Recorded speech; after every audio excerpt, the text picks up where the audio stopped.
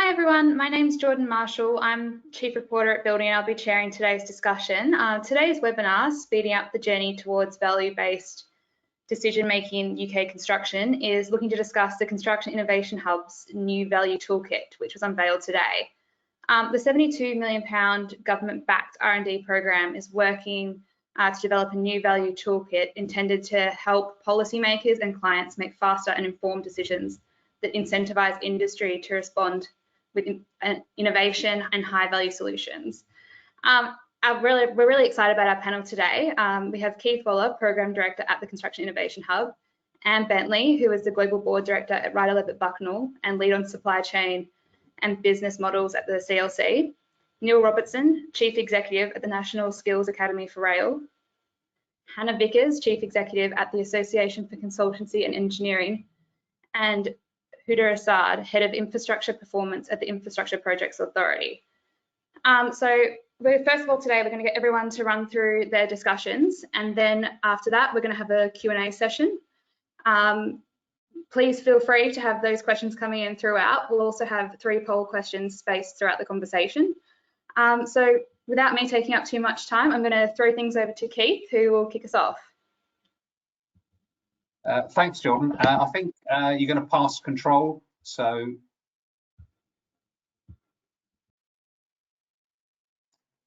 thanks, Jordan. Good afternoon, everyone. And thanks for joining the webinar today to hear about the Value Toolkit. In fact, recently we've all heard from the Prime Minister, the Chancellor, the Construction Minister, the Construction Leadership Council about the importance of construction and infrastructure in supporting our economic recovery from COVID. We've heard phrases like build back faster, greener, better. So let me be clear, this is not about building cheap and dirty buildings. Because as a society, we care about safe, high quality buildings and infrastructure. We care about design quality, social impact, net zero carbon. We care about whole life value and improved performance from our built environment. And of course, we also care about creating a safe, sustainable, innovative and profitable industry to deliver these ambitions. And I believe that if we think about and define and measure value differently, this is going to be absolutely key to how we can meet those ambitions that we all care about. So the Hub was set up about 2 years ago now with a mission to be a catalyst for the transformation of the sector. But of course, with COVID, we realised that we've also got quite an important role to play in supporting and working with governments and industry in supporting the recovery, consistent, of course, with those long-term ambitions. And you can see on the right-hand side that from our programme, value is just one of our 4 linked thematic areas, and it sits alongside the work we're doing on manufactured buildings, kits of parts, on assurance, and on digital as well. And of course, we need to think about value and how it is already sits as part of the sector deal. It's already part of government's ambition through transforming infrastructure performance and ties. And of course, it's now part of the CLC's roadmap to recovery. Value is absolutely crucial to the transformation and the recovery of the sector. So this new value toolkit that we've launched today consists of 4 modules with new tools in each of those modules. Module 1 at the start is really something that requires to be thought about at the very start of the investment cycle, well before a project is formed. And of course, going through to module 4, where we're measuring value and performance in delivery and the steps in between. And as Jordan said, it's a tool that's aimed at policymakers, at clients, and their advisors and industry as well. And of course, we'll hear from Anne, from Neil, from Hannah and from Huda later. But really, at the very start, it's about defining value, understanding what those key value drivers are. And we've based the approach in the toolkit on the 5 capitals model: natural capital, social, human, manufactured, and financial. And for each of those capitals, we're asking clients to decide what's important to them, what are their value drivers, and how do they stack up against each other. And through that process, they will end up with a unique value profile shown on the right-hand side. And those value drivers should articulate and meet the needs of that project for that client in that location. It could be for that investor as well in that project. But it's also not just about the project itself.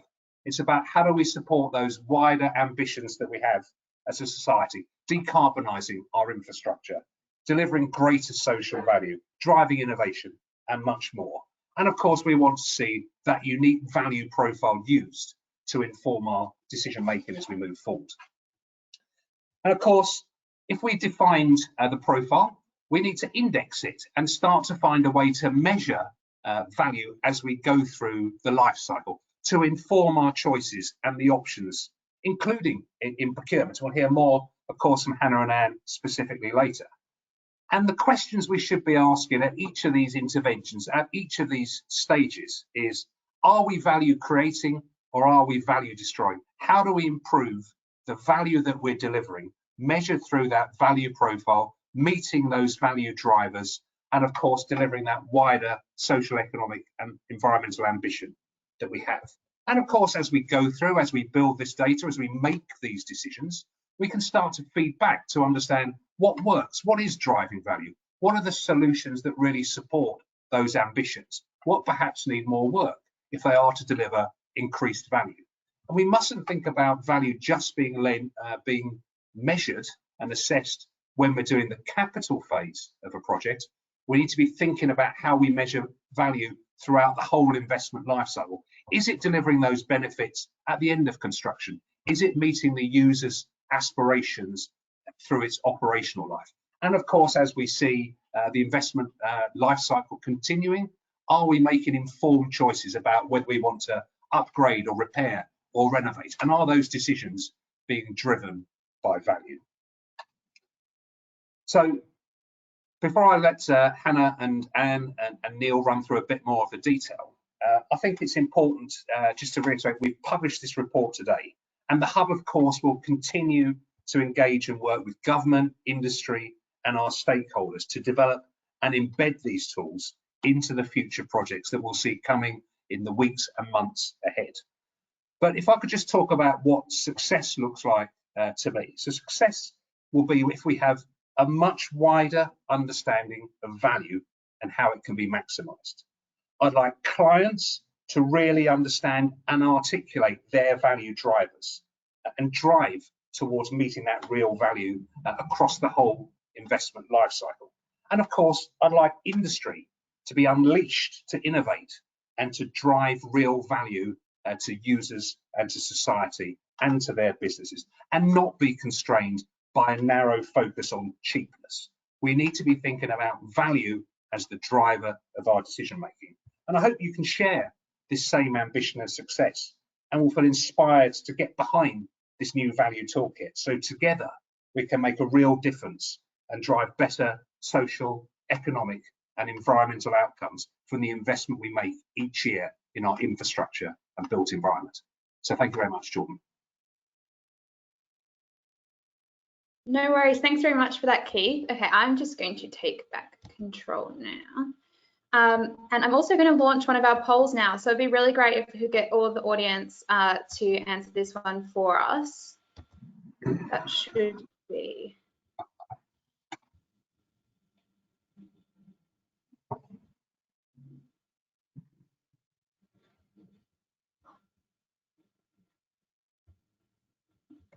Excellent. Okay. So Keith, one of the things you mentioned there was COVID-19. Is the whole COVID-19 situation going to make this harder or easier to embed into practice, do you think? Well, I think the long-term vision of where we need to get to as a sector, that hasn't changed. But I think the urgency to drive to move towards a better way of working, I think has accelerated. So I think this will make it easier. I think we'll find that decisions that may have been harder to make in the past, or people being quite happy with the status quo, often these are barriers to making change. But I think what we're seeing from COVID-19, what we're seeing from the work that the CLC have been doing through their task force, the roadmap to recovery, and of course the statements we've been hearing from the Prime Minister, the Chancellor, the Construction Minister, are all pointing towards building back greener and faster. So if we are going to transform the sector and support the recovery, many of these ambitions, I think, will be happening much sooner than we might have hoped in the past. Everyone agrees we need to decarbonise. Everyone agrees we need to be more efficient, more innovative. Everyone believes that industry needs to be more sustainable, resilient and profitable. So we have an opportunity now as we come out of the COVID crisis to really sort of accelerate the pace of change and make sure we don't lose sight at the same time of those long-term transformation objectives we have, but also make sure at the same time we're supporting the recovery of the sector and the wider economy. Okay, excellent. I'm just going to close our poll now. So in answer to our first question, which was based on your experience, do clients consistently set out their key value drivers? Our two answers were yes or no, unsurprisingly, and 18% of people voted yes. So that was, I guess, very much the minority, and 82% voted no. Does that surprise anybody? Okay, I will now start sharing Neil's presentation so that he can get underway. So, sorry, just wanted to...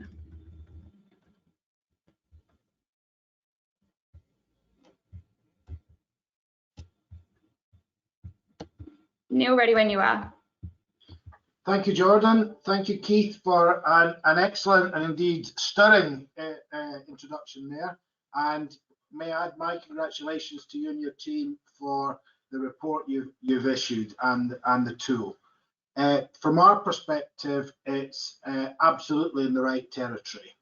So I'd like just to, in a sense, take forward particularly Keith's theme of the whole life value here. And tell you a little bit about a project that we're working very closely with the Construction Innovation Hub in the transport infrastructure space. Now, as many of you know, the government is planning, and indeed is spending a lot of money in transport, and is keen to get better value for money from that investment. And the word, we hear the words a lot, laser-like focus on value for money. So I think it's very timely that we have this toolkit and the work that we're doing, and this project is supported by both Innovate UK and the Department for Transport. Next slide, please, Jordan.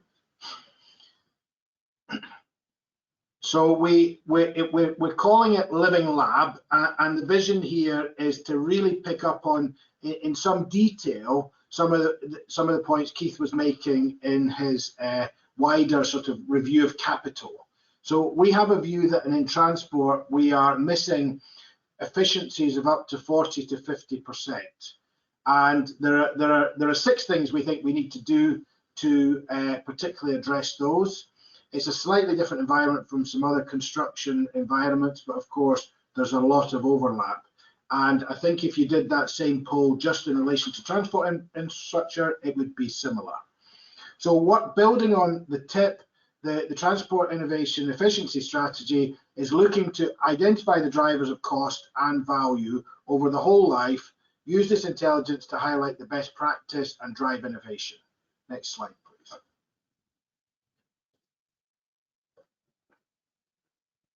So there's 2 parts to it. The reason it's called Lab is that we have the work in the background, where we are looking in great depth at whole life costings and benchmarks, and to produce a whole life value picture for a whole range of critical aspects of transport infrastructure construction. So these range right through from unit costs of bits of infrastructure right through to some people costs, or many of the ones in Keith's wheel of natural capital.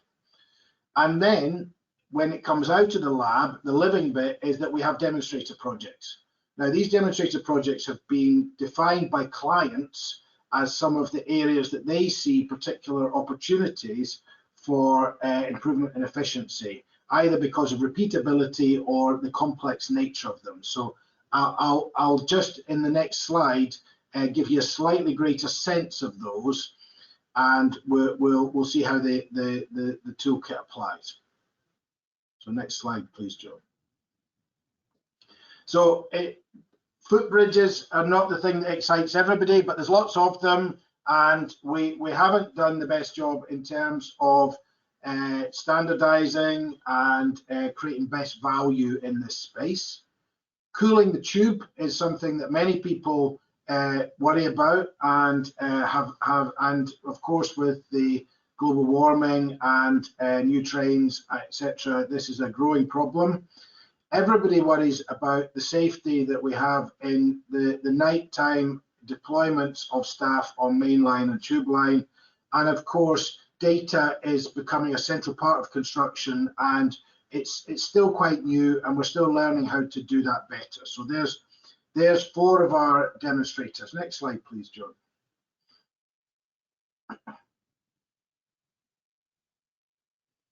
And then really to build on these is thinking about how do we pull these together to, we'll use the word catalyst as well as Keith, but at a slightly more technical level, how can we show our clients and stakeholders the validity of this approach and the impact of it? So what we really bluntly want to show is improve the business case for innovation by showing the difference between the whole life costs of doing it the old way and the whole life value of doing it the new way. Next slide, thank you, Jordan.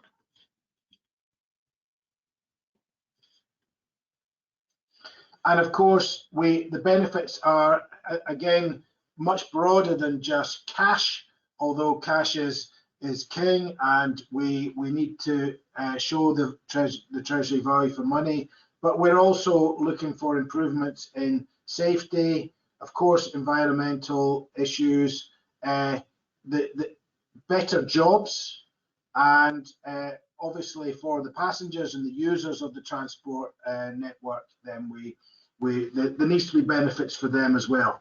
So in a way, we're taking what Keith has described and applying it in a very specific context, that of transport infrastructure, and we will ensure the interplay between the wider work of the Construction Innovation Hub and this particular project over its 2-year life. And then the last slide tells you the people that are involved, the partners and the sponsors. So thank you very much, Jordan. Thanks very much for that, Neil. So I'm just going to pop up our next poll question. So everyone should have that now. And while that is launching, I'm just going to get our next presenter, who will be Anne, ready to go. So just switch this to you, Anne. So that should be all fine for you to kick off, and I'll close this in about 30 seconds. But just to kick things off, Anne will be speaking about why it's important that we need to be able to better define our value priorities early on in projects.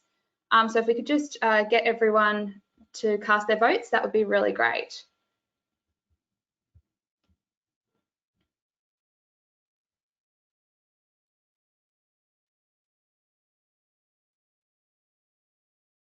Okay, excellent. I'll close that now, and I'll share those results with everybody. They should be on your screens now. So based on your experience, which is the below is the main factor when decision making through the investment life cycle, value and cost. I'm going to take a stab in the dark and guess that our panelists might not be overly surprised by that answer, but does anyone have any comments? Go ahead, Neil. Part of our preparatory work for the project was to understand, and this was a bit of work that Keith sponsored in his old role, was to understand where has this happened effectively. And one of the environments that have improved productivity in this space was utilities. And the single biggest thing that the chief execs of the utility companies pointed to when asked, how did you make this change? They said we went to a TOTEX approach, where we, of course, added together the CapEx and the OpEx. And that allowed us, in fact, forced us to take a whole life value view of that. And in a sense, that discipline, which is now routine in some other sectors, is one that we really need to emulate here.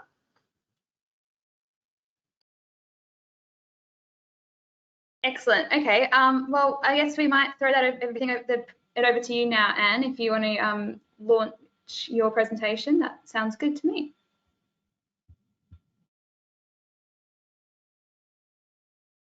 Anne, I think you might just need to unmute yourself there.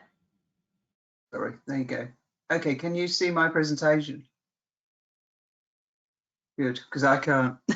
So I'm at a bit of a loss now.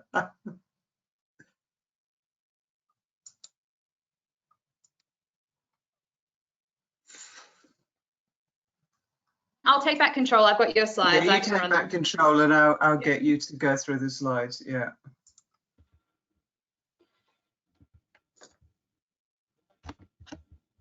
There you go. Okay, if you move on to the next slide then, please. There you go. Okay, so I was asked to sort of give a bit of an overview, maybe sort of a very high level overview as sort of where we were coming from in terms of value, because it's such a misused and abused term that many people, I think, just interchange cost and value. And I actually think that the two poll results have already demonstrated this, that there's just a lack of understanding maybe of what value really means, which is quite strange, because I think in all of our personal lives, everybody absolutely understands what value means, but somehow it gets lost in translation when we get into construction. So the first thing I wanted to do was sort of say, well, what do we mean by value in that real widest definition? And this is a slide taken from CABE, the Commission for Architecture and the Built Environment. And they did research just in terms of the way that buildings affected the building users, if you like. So nothing to do with value in the normal sense of how much did it cost and what did it deliver or whatever, but actually how did it feel to be in? And you can actually see that if buildings are designed properly and if we get the value right, then, you know, we can the building itself can help to speed up recovery. If you're in a hospital, it can improve learning, it can improve productivity, it can help reduce crime rates.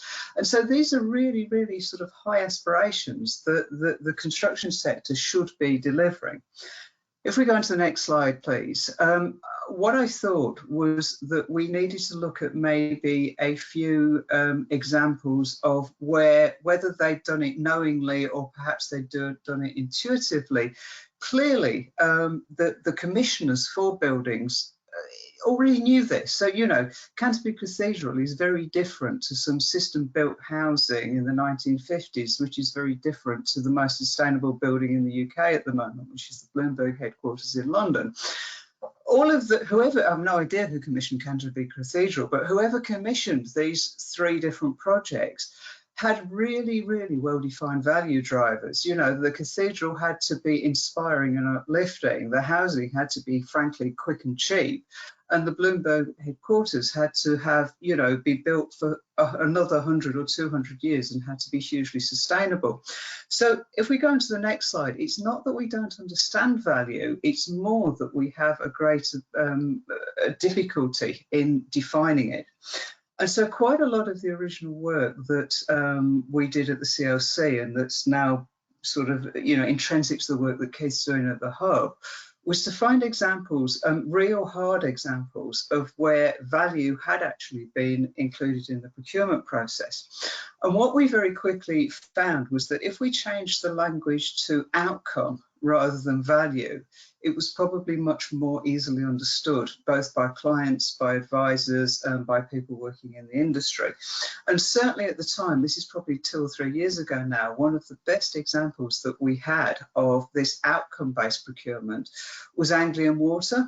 And all of their procurement exercises are effectively started off with saying, what is it we're trying to do for our customers? You know, obviously they might be building a pumping station or a reservoir, but actually it's how do they fulfill the requirements of their customers. So there is already some really good practice out there. But if we go into the next slide, and this is really a point Neil made, what we realise, and I think every client does realise this, but maybe we get overwhelmed by the construction process, is that we don't really start to deliver the value until the building's finished. And that's why it's so difficult to measure, of course. You know, 100% of the cost actually of an asset is probably spent during occupational use, but there's absolutely no question whatsoever that 100% of its value only occurs after it's built. And so I think particularly those of us in the sort of who work in the design or the engineering or the quantity surveying functions might then get really bogged down with trying to quantify this very early on in the process, rather than accepting that some of this has to be sort of measured later once the buildings are occupied. If we move on to the next slide, I think one of the reasons for this is that it's really, really complicated. And in fact, one of the things that I really take my hat off to the work that Keith and his team have been doing is they've actually managed to make it look simpler than it probably is. And I think that is a massive credit to the work that's been done there. But, you know, whether you're looking at government policy, whether you're looking at your own sort of policy as a client, whether you're looking at good practice, there are probably 20 or 30 pieces of policy and legislation that clients and advisors have to take on board when they're sort of trying to determine what it is they're building and what they need to take into account, and indeed, you know, where the value might accrue. And I think therein lies the problem, because the sheer complexity of it means that these tend to be done in sort of single iterations, rather than being done together and actually seeing what the knock-on implication of one to the next is. So if you want to go on to the next slide.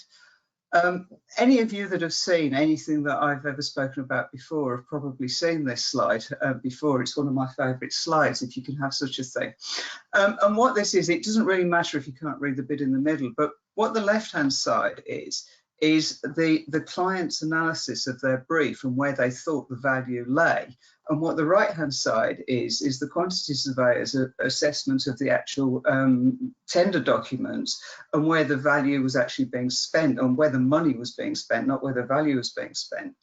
And what this clearly shows is that there was a massive difference in interpretation from when the original business case was done to what, by the time the design had been finished and it went out to tender, as to, you know, what produced value for the client, but actually what the client was spending money on. And this is a real life assessment of a real life project. But I think it's probably fair to say that most projects you could draw something, perhaps not as acute as this, but nonetheless you could draw an example like this. So if we go into the next slide, what this is really just showing is that the aim of the work that we're doing with the Hub, and, you know, that obviously the CLC are supporting with the Hub, is really and truly trying to come up with a system where the client stands the best possible chance of hitting this sweet spot. Clearly they want to build what's necessary or desirable. It's got to be viable. Indeed, it's got to be feasible. But at the moment, very few clients have a mechanism to actually test how close they're getting to that sweet spot in the middle. So if we go on to the next slide, again, some of this is sort of ancient history now, but a lot of the work that has been done over the last sort of 2 or 3 years was kicked off by work that I did with the CLC. And again, that was really, really trying to hone in on the fact that we should be looking at outcome-based procurement rather than a sort of input-based procurement, which I think is the main sort of model that's generally used. And indeed, the fact that only 20% of our audience knew what the client's value drivers are suggests that that is true. If we go on to the next slide, please. This is just really a reiteration of what Keith has already talked about. So the fact that I think that this is gaining traction is it is embodied in the construction sector deal. It is actually part of government policy that this procure for value approach should be taken in public sector procurement. And indeed, we're seeing some very good examples of it in private sector procurement as well. So if we go on to the next slide, this is just really, again, a representation of trying to say, all of these things are important, but actually some things are more important than others. And if you are going to get the ultimate value from a project, you really have to accept that some things might have to be traded. So some things are very important, some things are perhaps less important.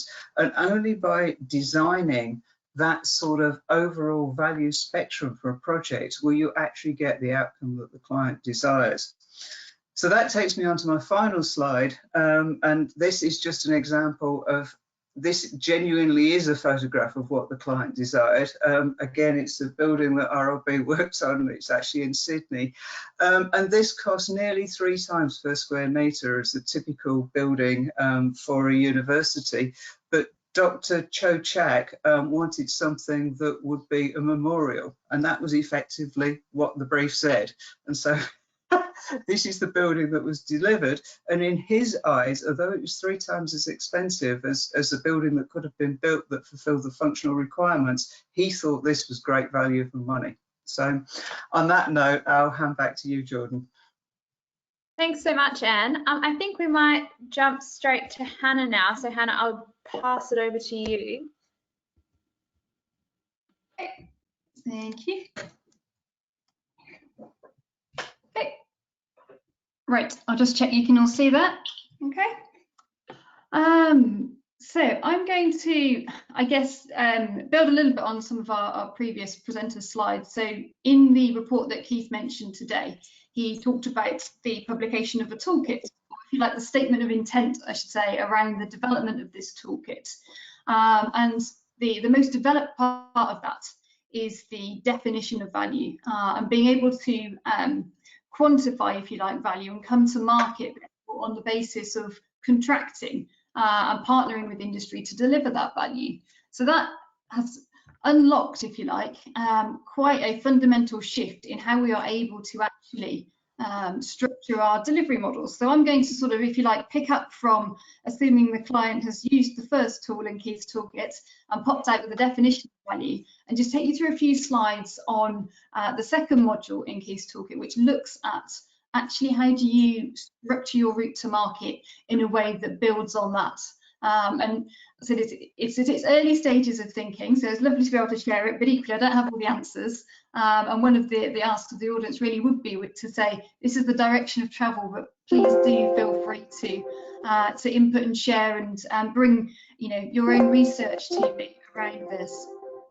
So the first thing to say is that this is unsurprisingly a really complex area. You know, we think that when you get the client's definition of value quantified, that it would be very simple to then take it to market. It's not quite that simple, because you soon start to realise that as well as the value definition, you've got a number of other factors that will impact or influence the delivery model choice. It's, you know, very simple if you're someone like an Anglian Water that has, you know, that TOTEX flexibility, that has a sort of long-term regulatory cycle, that has quite a lot of repeatability in your program. Actually, if you're a house builder or you're a local authority buying a school, your definition of value, but a number of other factors such as your client capability will be quite different. So we started to look at this and realised that actually, you know, it's not just the panacea of the value definition, albeit that's the most important enabler.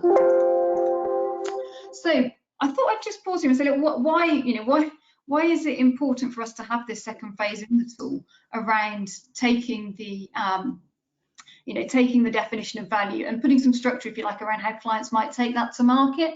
You know, you'd think the clients could pick that up and do it themselves. So there is some evidence here that we're basing this on, that is actually going to, you know, if you've got that clear definition of value, you will end up with a better contracting relationship. You will end up with a better project at the end of it, you know, touching a bit on what Neil was showing with the TIES programme.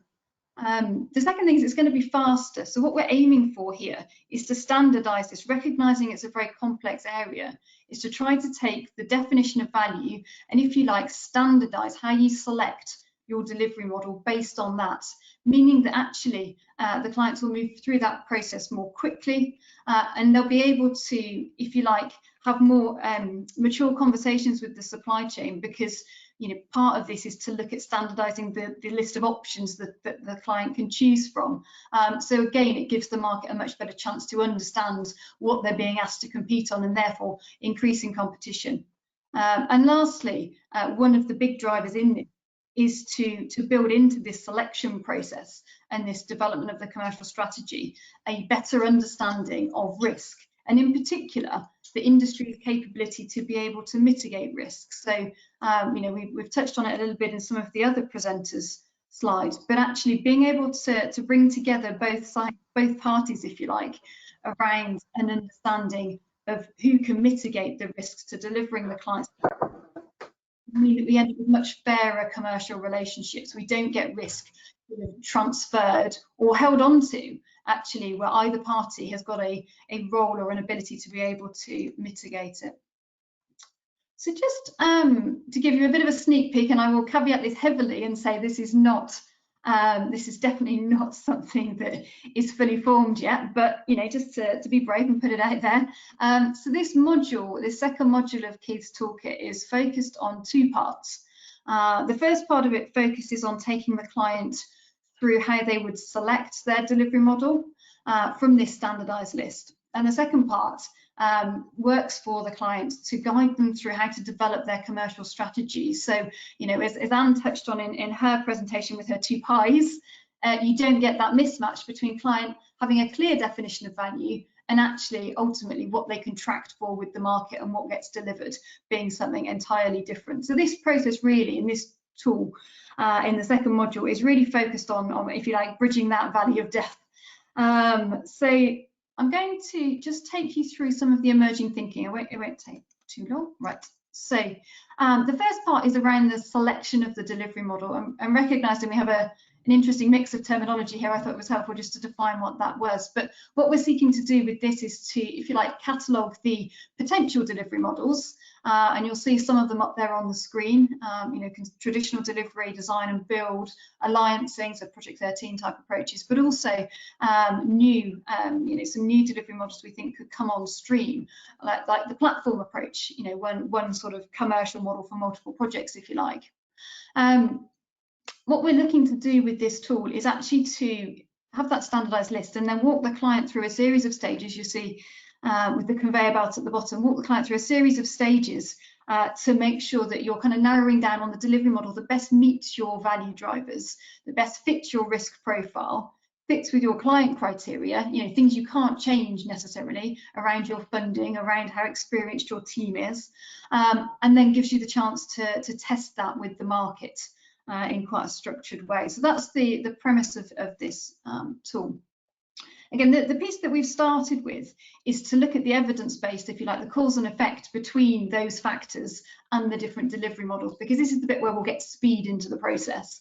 If we can, for example, put an evidence base together that says a certain value profile, it might be net zero, maps really well to a platform-based approach, immediately you start to get much better decision making and better informed decision making by the clients, because they have, if you like, the evidence base of where the capability sits sitting behind this decision tool. So it would take you through the sort of value definition and your value drivers, and again, if you like, cross off a few delivery models at that stage, and you look at your risk profile. And again, this is about balancing risk between the client and the supply chain in a way that incentivizes, if you like, the markets to help you mitigate that risk rather than just transfers it.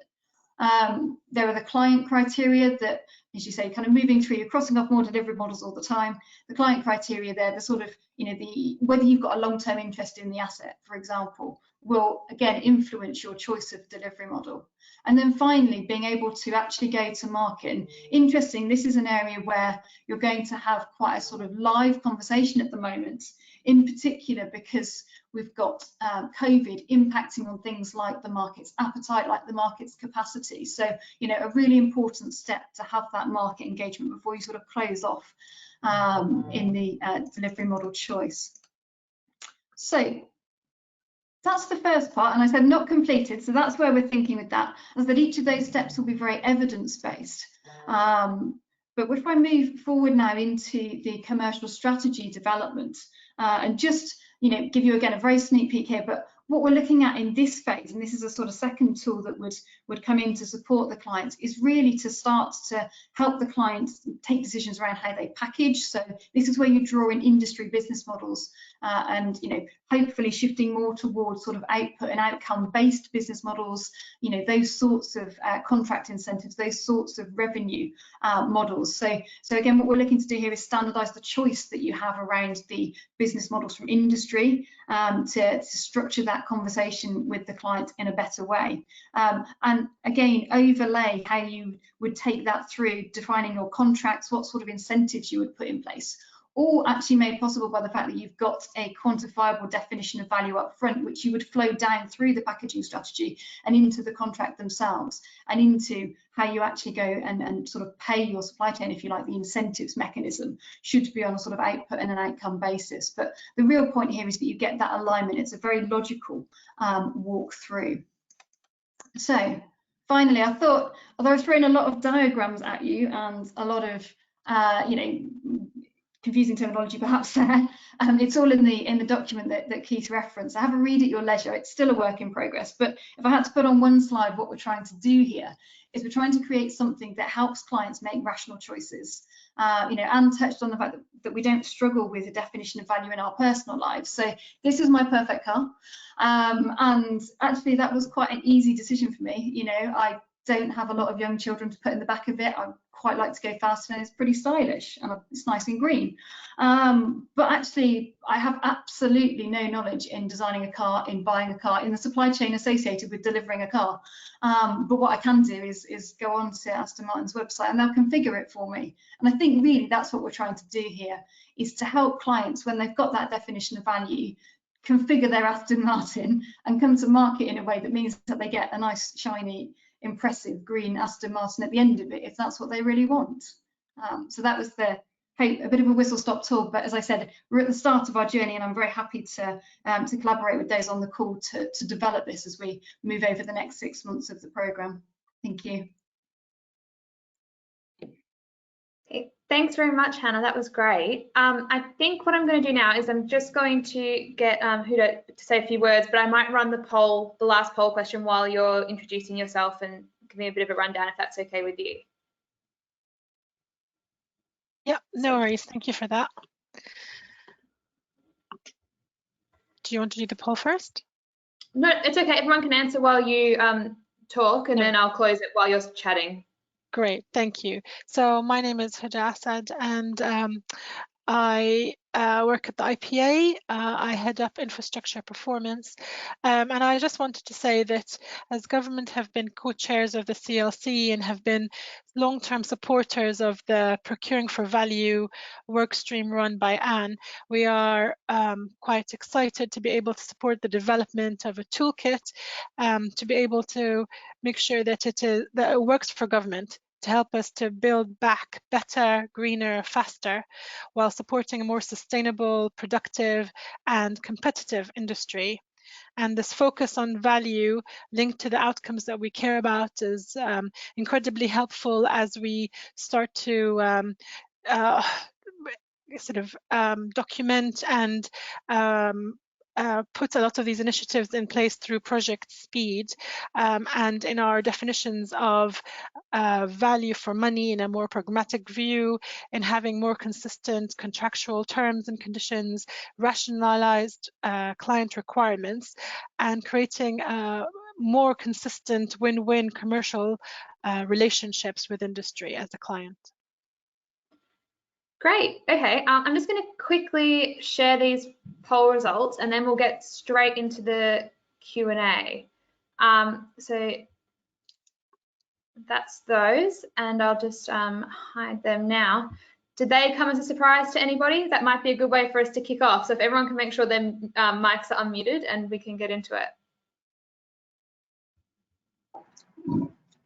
I don't have to surprise Jordan on those results. I mean, I think that's the feedback we've been getting when we've been speaking to clients, to contractors, to consultants. They want to be able to deliver faster, better buildings and infrastructure. Let's help them.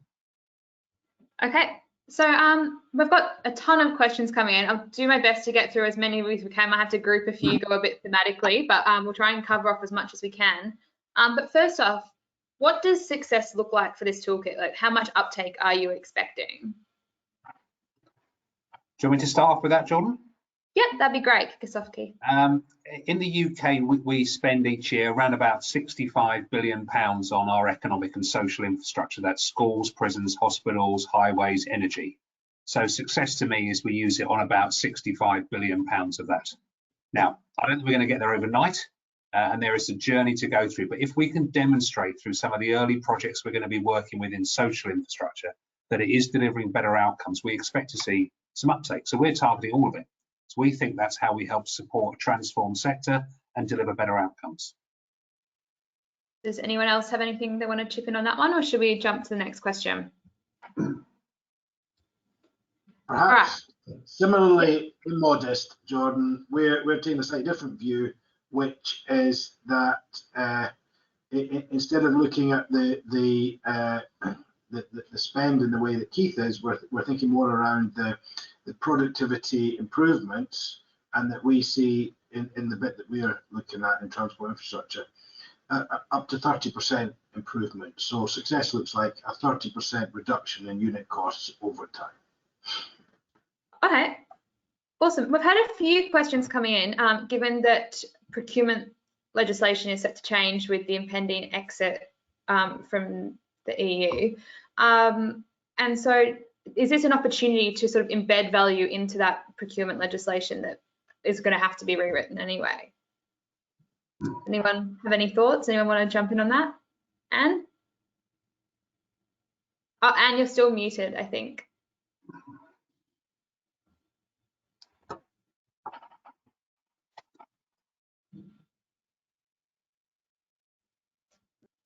Okay, thank you. Sorry. Yeah, we both muted me, I think. I mean, the simple answer to that has to be yes. I know that Cabinet Office have actually, I mean, some time ago now, had commissioned a study into what new procurement regulations should be, not just for construction, I mean, generally outside of the EU. And certainly, I think that's gaining momentum with, you know, sort of mentioned Project Speed earlier, the sort of government build program, and how can we actually use construction as a sort of economic lever, and that will put even more pressure on procurement, to be honest. So there's absolutely no question that there is an intent to ensure that procurement changes for the better. My only concern though is that speed doesn't overtake us. And instead of sort of spending a little, because I mean, my sort of whole approach, and certainly the approach I know the hub are taking, is you probably have to spend a little bit more time up front to make sure that you actually get the value downstream. And so I do have a fear that that sort of desire just to do things incredibly quickly could mean that some of that upfront planning is lost. So yes, but we have to be careful that we don't go so fast that we lose that opportunity. I think it's worth also adding on top of what Anne said that we should be aware that government procurement rules, the way government assesses business cases, entirely allow you to consider whole life value and wider benefits. And again, the feedback we've had is that whilst the rules say you can do that, they're not always followed in a complete and consistent way. And Hannah talked about alignment in her presentation, and quite often some of that vision that sits at the start in the of a policy idea sometimes gets lost or diluted as we go through the various stages. So there's nothing stopping us at the moment considering all of these things in the way we're describing.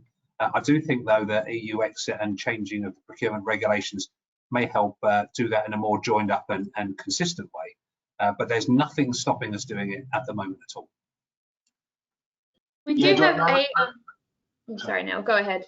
Go ahead. I was going to come in behind that with an example. I don't think that I don't think that the legislation is the primary problem, but I think again it could be helpful. I think one example you would give, at the risk of sounding slightly technical, is that HS2 will be, as you know, is proceeding, and one of its investments is in slab track. Slab track is more expensive than ordinary track, but lasts a lot longer. So there is a big investment which has been protected, and I hope continues to be protected, because that's been a great example of, or a better example of whole life value costing under the existing legislation.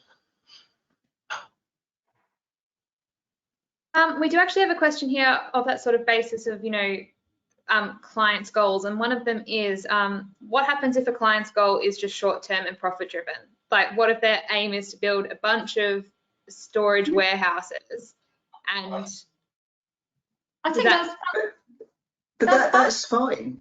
I mean, so long as the client can define that that's what they want to do, then actually that makes everything very straightforward. We're not suggesting, and certainly nothing that I think any of us has put forward is suggesting that everybody should build Canterbury to the cathedral every time.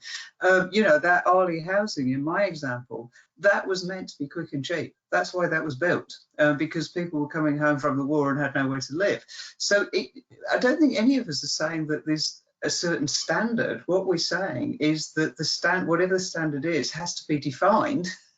Whatever the value driver is has to be defined, and then you should get the best possible one within the definition of that value driver. And I think on top of that, that's quite right. So the client should make the choices that suits their project, their need, their region. But there are wider ambitions we have in terms of a path to net zero or delivering social impact. These might be benefits that do not accrue directly to the client or the user or the owner or the operator, but society at large. And if government policy says we want a path to net zero and we want to support UK industry, we want to deliver better social impact, then it's very unlikely that public sector projects will be allowed to fly right in the face of that. There's a presumption in favour of off-site construction. So methods that ignore them are unlikely to get funded and approved in the same way. So it's a balance between what the client wants. If they want a memorial facility in Australia, that's fine, as long as it ties in with the broader policy objectives of those people who are providing the funding and the money. On that point, we do also have a question about how we can drive long-term value for public projects beyond the political election cycle. How do you keep that going when it's a long-term project spanning multiple different administrations? So that is one of the threads of the work that is currently being undertaken with Project Speed, to look at how we make sure that the outcomes we want to deliver for UK PLC and the citizens of this country remain apolitical and are still sort of driving the right projects. Does anyone else have any? And I completely agree with that, Huda, and I think actually that's an area where the IPA is sort of uniquely placed to do that piece of work, to try and influence, owning the assurance process on the business cases. I do think that there is something in here about it being quantifiable as well, because that is far more robust in your project business case. We are seeing a lot of projects now that, because they feel constrained by the economic appraisal that sits within the particular department, it means that they are not appraising the wider benefits that may accrue from, skills and upskilling, particularly long-term projects, or the regeneration, for example, for certain big railway projects you can imagine, that don't feature in the business cases. So I think it's sort of that part as well, because actually if you get a really holistic view and quantification of value into the business case, it makes it much harder for any politician to argue against. If it's like adding extra strings to the bow of the project. Yeah, just following Hannah, that's exactly what the Living Lab project's about. Is you can't blame politicians for going for the cheaper option if you can't properly demonstrate the value in the more expensive option, and that's why we need to do more of this kind of work. So there's some great examples, but it's not normal because we're not that good at doing the whole life value. Which is why we need this project. We wouldn't need this project if it came naturally, as it were. But I think what's telling is that, as Hannah says, it's getting to the point where people start to understand the need for it, or even, dare I say, accept the need for it. Great. We also have a few quick practical questions that I might just throw out while we have this opportunity. So one of them is, can the value toolkit be reapplied to existing projects in the design, execution, operational phases, or is it just for new projects from inception? It's a through life tool. So yes, it can be applied at any stage of the project on existing projects. And if you understand as a client what your value drivers are, and you have to make a choice on an operational project, do I upgrade it? Do I replace it? it will help you make the right choice based on whether is it value creating or value destroying. So yes, any stage. There's also a question about who in the supply chain and the project team should be using this toolkit. Is it for a QS? Is it for the client specifically? A contractor is going to be using it. Whereabouts is that engagement meant to come from? So in the document itself, that we've talked about the 4 modules that run through from value definition through the delivery model, commercial strategy, in procure for value, and that ongoing measurement. And each of those different stages, each of those different modules, there are perhaps different people using it. So it may well be policymakers, clients, and advisors in the first stage, and then we start stepping through industry getting involved as well in stage 2. And then, of course, we did mention also the data that comes out of this on how we're doing on value is not just useful to the client, it's also useful back to policymakers and departments and investors, so they can understand what works for them. So we expect policymakers also to be involved at the end. But we've set out who we think the various modules are aimed at in the various parts of the toolkit in the document we published today.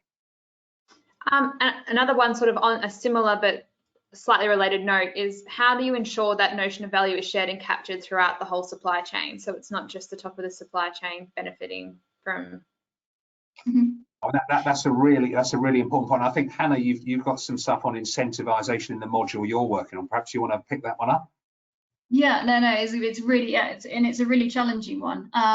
But some of it is in the structure of the delivery model, because you would pull different parts of the supply chain closer to the client, depending on which delivery model you pick. So there may be, I think, some disruption to the tiers with certain delivery models that we end up with, because actually what you're trying to do is if you like, grab those bits of the market that are delivering the best value for your particular definition closer to you. So I think we'll see perhaps a little bit of disruption for that. So maybe there's less need, certainly for the sort of high value areas, to be cascading it down multiple tiers. But equally, part of what we're going to deliver is this business models catalogue, which will sort of set out, if you like, how the different elements of the industry plug together, and gives you the guidance on cascading what would be the sort of client central metrics into things that are manageable at a contract level, and into things that you can then test and check and monitor as a client out through the supply chain as well. So what's really important is that the metrics that are used in this are things that drive the right behaviours, and therefore will be cascaded in the contracts down through the industry. So that's what we're working quite hard on. Excellent. Then we also have one more sort of future gazing a little bit. In a dream scenario, 5 years from now, how different will the industry look because of if we are able to transform notions of value and embed these practices properly in the sector? Well, can I start off? No, Neil, you go, Neil. Well, mine's dead simple, Keith. Yours will be much more visionary. I want some decent cost benchmarks and value benchmarks across all our major investment items. I'll go there. I think we're not going to transform the entire industry, every single client, every single project in the next 5 years, but we're going to make progress. So in 5 years' time, I'd like to see better value buildings being delivered that are more sustainable and ethical because we're using this. But also, I would like to see main contractors on average making at least a 5% margin, and a bigger margin for the specialists and the consultants pro-rated. I think this will help industry unlock value and profitability and make them attractive places to work and industry to join. We have perhaps a more diverse workforce that better reflects the society we serve. So I want to see changes in the business models of industry, in the profitability of industry, and the attractiveness of industry, if we're able to attract people who are interested in, better social value, the path to net zero, rather than how cheap can I build it and how much risk am I willing to take as a company. I mean, I would add to that I think we should see a much less adversarial industry as well, because if everybody's actually working towards that common incentive of increasing value, then it will almost force people to be collaborative, because that's how you're going to deliver the best value. So we're not trying to do much, are we? We're trying to make the world a better place. I think in summary is Keith's aspiration, yes. Yeah. The only thing I would, sorry. I was going to say, the thing that I would add to what I've heard, and I wouldn't comment on margins, but is to have a more resilient industry, having an industry that is able to remain competitive on the international marketplace, that is much more productive, that inspires young people to want to join, and is something of a legacy that we continue forward with, rather than sort of leaving it to keel over, as I sometimes feel we may have done in the past. I think definitely that's very important, and completely agree the sentiment. I'm very laudable to hear that from governments. From the industry perspective, I would like to see us going from starting to think about delivery model to contracting in half the time. I think if we can streamline that, and we can because we can standardize it, we should be going out much more quickly. And when we get there, I'd like it to be with a market that is paid, understands the client's definition of value, and they are paid and incentivized to deliver that. So that's where in 5 years' time we need to be, I think, with these projects that will be coming through this toolkit. Okay, I'm unfortunately going to have to wrap us all up there. So I'm just going to pop up some contact details on the screen for everybody. Thank you so much to all our panelists and to everybody who's joined us today. It's been a really great conversation. We've got so many questions still coming in, so we'll try and get those across to appropriate people so that they can at least know where the big questions are. I'm hoping that we can get some of those answered for you. And yeah, just thank you all for joining in today. Thank you. Thank you for your questions. Thank you. Thank you. Thank you. Thanks.